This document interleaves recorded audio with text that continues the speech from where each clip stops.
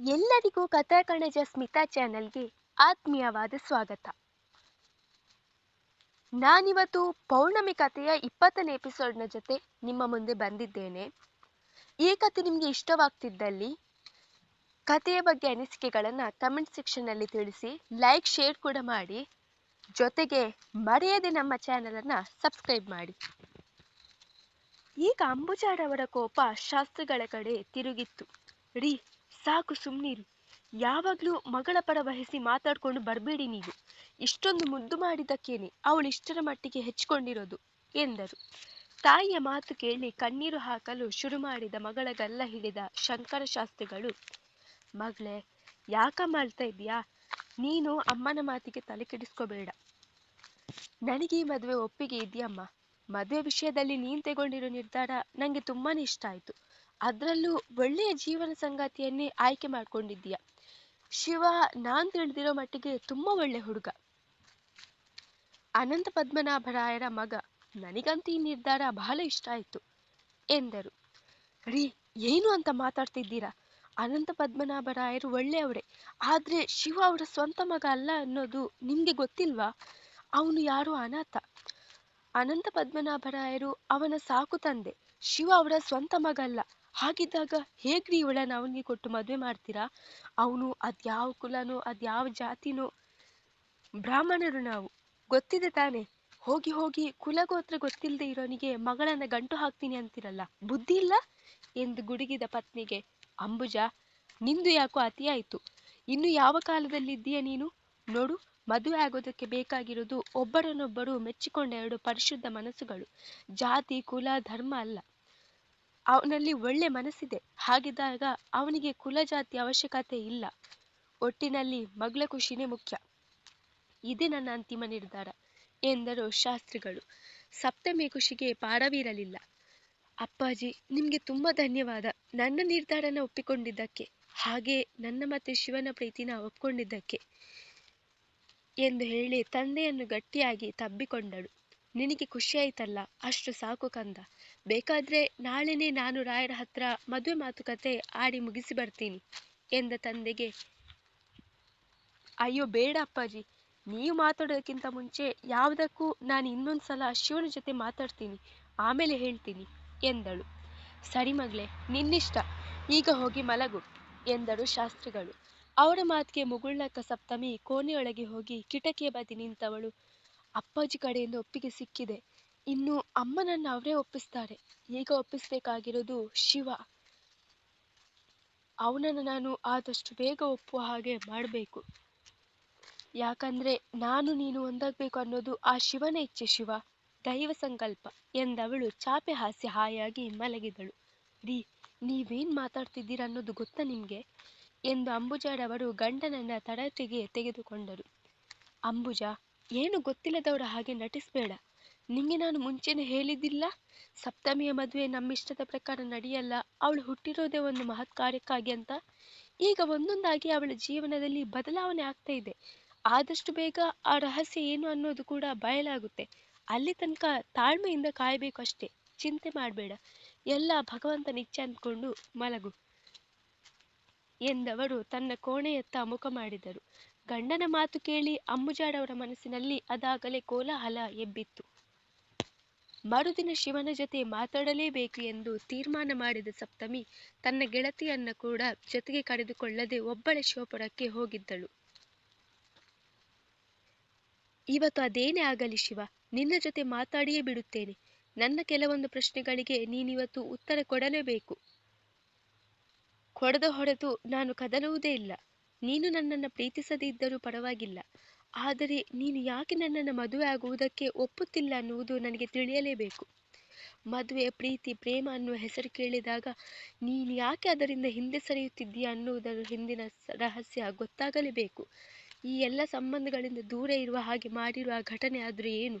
ಅಂತಹ ಯಾವ ದುರ್ಘಟನೆ ನಿನ್ನ ಜೀವನದಲ್ಲಿ ನಡೆದಿದೆ ಅನ್ನುವುದು ತಿಳಿಯಲೇಬೇಕು ಎಂದು ಮನಸ್ಸಿನಲ್ಲಿ ಹೇಳಿಕೊಂಡವಳೆ ಸತ್ಯವನ್ನು ಹೊರತೆಗೆಯುವ ಅಚಲ ನಿರ್ಧಾರ ಮಾಡಿದ್ದಳು. ಈ ಕಡೆ ಎಂದಿನಂತೆ ಗರಡಿ ಮನೆಗೆ ಬಂದು ಮೈ ಬೆಳಗಿಸುವ ಕಾರ್ಯದಲ್ಲಿ ತನ್ನನ್ನು ತಾನು ತೊಡಗಿಸಿಕೊಂಡಿದ್ದನು ಶಿವ. ಅವನ ಜೊತೆ ಸಹಚರರು ಕೂಡ ಮೈ ಹುರಿಗೊಳಿಸುತ್ತಿದ್ದರು. ಶಿವ ಅವರೆಲ್ಲರಿಗೂ ಪಟ್ಟು ಹೇಗೆ ಹಾಕಬೇಕು ಎನ್ನುವುದನ್ನು ಕಲಿಸುತ್ತಿದ್ದನು. ಆದರೆ ಮನಸ್ಸು ಮಾತ್ರ ಸಪ್ತಮಿಯ ಮೇಲೆಯೇ ಕೇಂದ್ರೀಕೃತವಾಗಿತ್ತು. ಅವಳು ಆಡಿದ ಮಾತುಗಳೇ ಅವನ ಕಿವಿಯಲ್ಲಿ ಗುಣಿಗುಣಿಸುತ್ತಿದೆ. ಅವನ ಮನಸ್ಸು ಎಲ್ಲೋ ಬೇರೆ ಕಡೆ ಇದೆ ಎನ್ನುವುದನ್ನು ಗಮನಿಸಿದ ದೇಶಪಾಂಡೆ ಅವರು, ಶಿವ, ಏನಾಯ್ತು? ನಿನ್ನ ಮನಸ್ಸು ಯಾಕೋ ಬೇರೆ ಕಡೆ ಇರುವ ಹಾಗಿದೆ. ನೀನು ಭೌತಿಕವಾಗಿ ನಮ್ಮ ಜೊತೆ ಇದ್ದೀಯಾ, ಮಾನಸಿಕವಾಗಿ ಎಲ್ಲೋ ಬೇರೆ ಕಡೆ ಇದ್ದೀಯಾ ಅನ್ನೋದು ನಿನ್ನ ಮುಖ ನೋಡಿದಾಗಲೇ ಗೊತ್ತಾಗ್ತಿದೆ. ಏನಾಯ್ತು ಕೇಳಿದರು. ಅವರ ಪ್ರಶ್ನೆಗೆ ಶಿವನ ಮೌನವೇ ಉತ್ತರ. ಕೇಶವ, ರವಿ, ಏನಾಗಿದೆ ನಿಮ್ಮ ಗೆಳೆಯನಿಗೆ? ಅವನು ಹೇಗೂ ಹೇಳಲ್ಲ ಅಂತ ಗೊತ್ತು, ನೀವಾದ್ರೂ ಹೇಳಿ ಎಂದರು ದೇಶಪಾಂಡೆ ಅವರು. ನಿನ್ನೆ ಸಪ್ತಮಿ ಆಡಿದ ಮಾತನ್ನು, ಹಾಗೆ ಅವಳನ್ನ ದೇವಸ್ಥಾನದಲ್ಲಿ ಶಿವ ಕಾಪಾಡಿದ್ದು, ಅವಳಿಗೆ ಅವನ ಮೇಲೆ ಅನುರಾಗ ಮೂಡಿದ್ದು ಎಲ್ಲವನ್ನೂ ಪರಿಪರಿಯಾಗಿ ಬಿಡಿಸಿ ವಿವರಿಸಿ ಹೇಳಿದ್ದರು ಅವನ ಗೆಳೆಯರು. ಅವಳ ಮಾತು ಆಲಿಸಿದ ಶ್ರೀಕಾಂತ ದೇಶಪಾಂಡೆ ಅವರು, ಹೋ, ಹೀಗ ವಿಷಯ. ಶಿವ, ನಿನಗೆ ಆ ಹುಡುಗಿ ಇಷ್ಟ ಇಲ್ಲದ ಮೇಲೆ ಅದೇ ವಿಷಯವನ್ನ ಮನಸ್ಸಿನಲ್ಲಿ ಇಟ್ಟು ಯಾಕೆ ಕೊರಗುತ್ತಿದ್ದೀಯಾ? ಬಿಟ್ಟು ಬಿಡು ಅದನ್ನ ಅಲ್ಲಿಗೆ. ಅವಳಿಗೆ ವಿಷಯ ಮನದಟ್ಟಾಗುವುದಂತೆ ತಿಳಿಸಿದ್ದೀಯಲ್ಲ, ಮತ್ತೆ ಯಾಕೆ ಈ ಚಿಂತೆ ಎಂದು ಕೇಳಿದರು. ಅಷ್ಟರಲ್ಲಿ ಸಪ್ತಮಿ ಅವರಿದ್ದ ಜಾಗಕ್ಕೆ ಬಂದಿದ್ದಳು.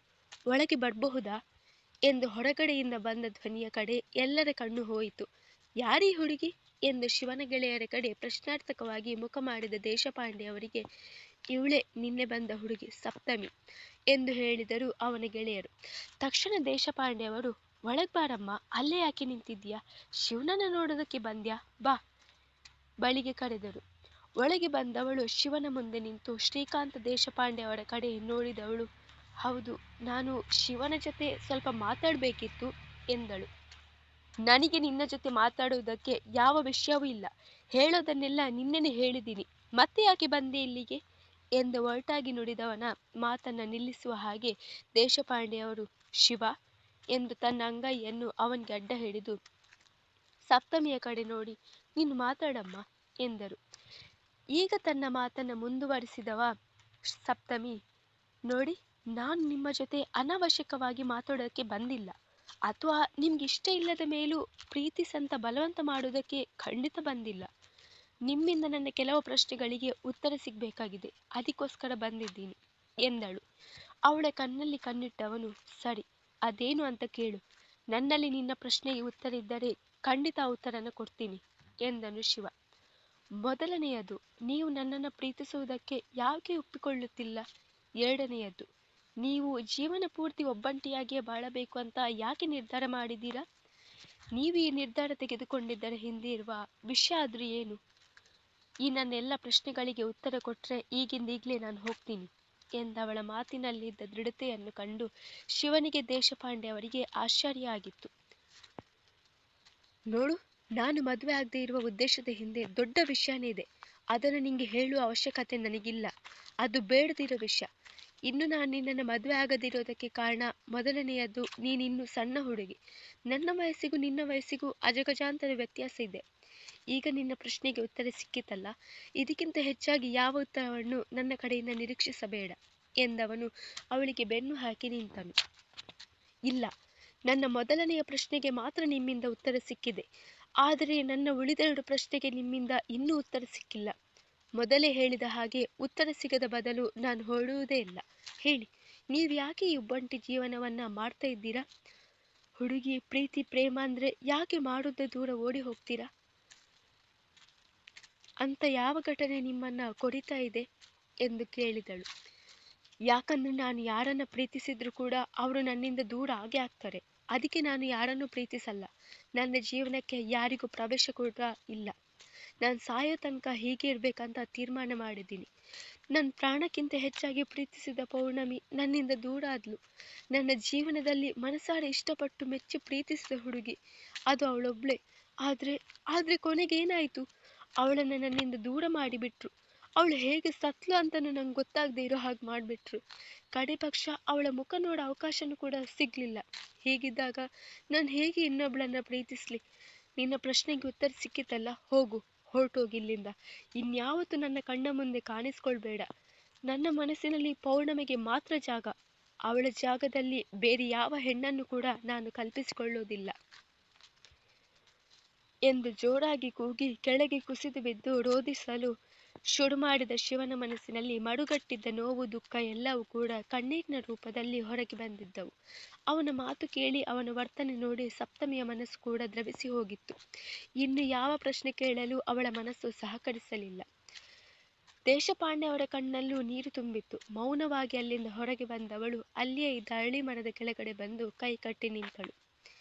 ಅಷ್ಟರಲ್ಲಿ ಅವಳ ಹಿಂದೆಯೇ ಬಂದು ನಿಂತಿದ್ದ ದೇಶಪಾಂಡೆ ಅವರು, ಮಗಳೇ ಸಪ್ತಮಿ ಎಂದು ಹೇಳಿ ಅವಳ ಭುಜ ಹಿಡಿದು ಅಲುಗಿಸಿದರು. ಮುಂದುವರಿಯುವುದು. ಅಂದಹಾಗೆ ಕತೆ ಮರ್ತಿಲ್ಲ ತಾನೆ? ನಿಮ್ಮ ಸಪೋರ್ಟ್ ಹೀಗೆ ಇರಲಿ. ನೆಕ್ಸ್ಟ್ ಚಿಂದಿ ಎಪಿಸೋಡ್ನ ಮಿಸ್ ಮಾಡ್ಕೋಬೇಡಿ. ಎಲ್ಲ ರಹಸ್ಯನೂ ಆದಷ್ಟು ಬೇಗ ಹೊರಗೆ ಬರುತ್ತೆ.